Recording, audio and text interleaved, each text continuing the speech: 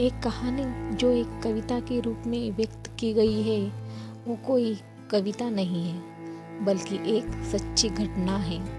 एक दिन करण अपने कॉलेज जा रहा था। ठंड का मौसम था, सुबह का समय था। ठंड भी अपने चरम सीमा पर थी। करण आज जब सुबह कॉलेज जा रहा था तो देखा एक बूढ़ा आदमी जो कि ठंड से ठिठुर कर रोड पर एक किनारे कांप रहा था। उस बूढ़े आदमी के आंखों में सिर्फ आंसू ही निकल रहे थे। न पहनने के लिए कपड़े, न ठंड से बचने के लिए कंबल। उसके पास कुछ भी नहीं था। करण वह थोड़ी देर रुका और उस आदमी से उसके इस हालात के बारे में पूछा। तो उसका जवाब सुनकर करण के आंखों में आंसू आ गए और करण वहां से कॉलेज चला गया। उस दिन भर करण के दिमाग में सिर्फ यही चल रहा था। किसी भी चीज में उसका मन नहीं लग रहा था। तब तक उसको टेबल पे पड़ी एक कलम दिखती है। करण कलम को उठा लेता है और उस बूढ़े आदमी के बातों को एक कविता बना के लिखता है। क्या है वो कविता, कैसे है वो कविता, चलो जानते हैं। एक बार पढ़िएगा ज़रूर। आप भी जाने कि आज के बेटों की सोच किस तरह हो गई है। आज फिर से इंसानियत को मरते देखा है। एक बूढ़े बाप को ठंड में रोड पर ठिठुरते देखा है। न जाने कैसे छोड़ देते हैं लोग अपने माँ बाप को। आज फिर एक जिंदगी को बेदर्दी से मरते देखा है। वाह, कितने अच्छे से लिखा है। उसकी आंखों में आंसू थे, चेहरे पर एक चाहत थी। इतनी मुश्किल में भी उसके चेहरे पर एक छोटी सी मुस्कुराहट थी। बहुत बुरा लग रहा था मुझे। न जाने क्यों मन में एक बेचैनी थी। मेरे पास कुछ भी न था देने को, लेकिन फिर भी उसको कुछ भेंट देनी थी। आखिरकार मैंने उससे पूछ ही लिया, बाबा तू यहाँ इतनी ठंड में क्यों लेटा है, अपने घर क्यों नहीं जाता? उसके आंखों में आंसू आ गया। प्यार की झलक भी दिख रही थी, प्यार की एक झलक भी दिख रही थी। इस बात पे बूढ़ा बोला, बेटा तेरे जैसा ही मेरा भी एक बेटा है। तो वो बूढ़ा बोला, बेटा तेरे जैसे ही मेरा भी एक बेटा है, जिसको मैंने पलकों पर बिठाया था। प्यार तो खुद से भी ज्यादा किया था उसको, प्यार तो खुद से भी ज्यादा किया था उसको, क्योंकि उसके ऊपर से उठा उसके माँ का जो साया था। मैं बाप होकर उसको एक माँ का भी प्यार दिया।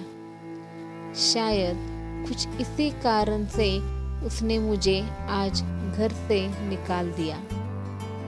ना सोचा था मैंने कि कभी ऐसे भी घड़ी आएगी तो मैं जो बेटी अपने माँ बाप से दूर आई है, आज वही मुझे घर से निकलवाएगी। मैंने बेटे को बहुत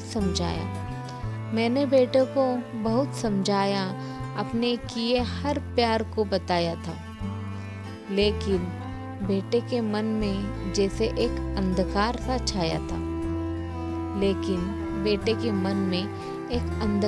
छाया था। वो भी अपने पत्नी के बातों में आकर अपने बाप पर जुल्म ढाया था।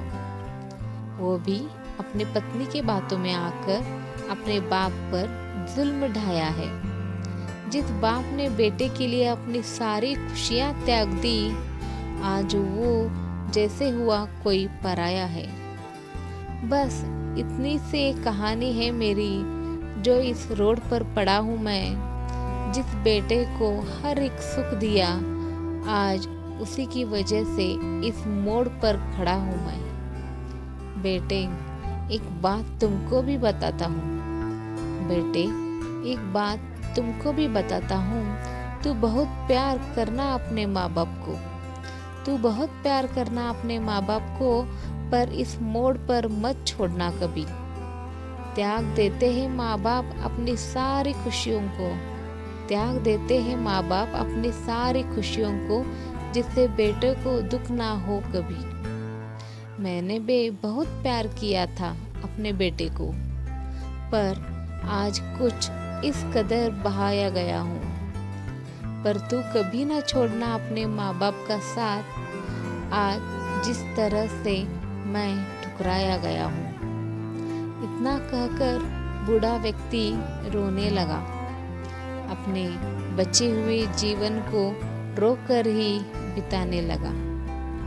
फिर करण भी वहाँ से चला गया, क्योंकि उस बूढ़े का दर्द, उसका दर्द करण को भी रुलाने लगा।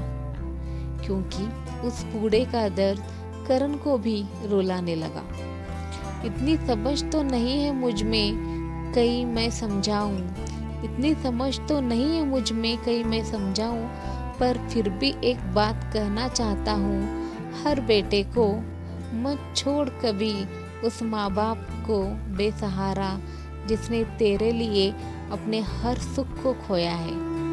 जिसने तेरे लिए अपने हर सुख को खोया है। माँ बाप तो वो सूरज है, जिसने खुद आग से जलकर तेरे जीवन के हर अंधकार को धोया है। कैसी लगी दोस्तों आपको ये कहानी? अगर अगर ये वीडियो आपको अच्छा लगे तो लाइक, शेयर और सब्सक्राइब ज़रूर करना। अगर आप इस चैनल पे नए हो तो लाल बटन दबा के चैनल को सब्सक्राइब ज़रूर करना और उसके साइड वाली घंटी का बटन दबा के आने वाले वीडियोस का अपडेट पाना। अगर आप ये वीडियो फेसबुक पे देख रहे हैं तो फेसबुक पेज को फॉलो ज़रूर करना। Thank you.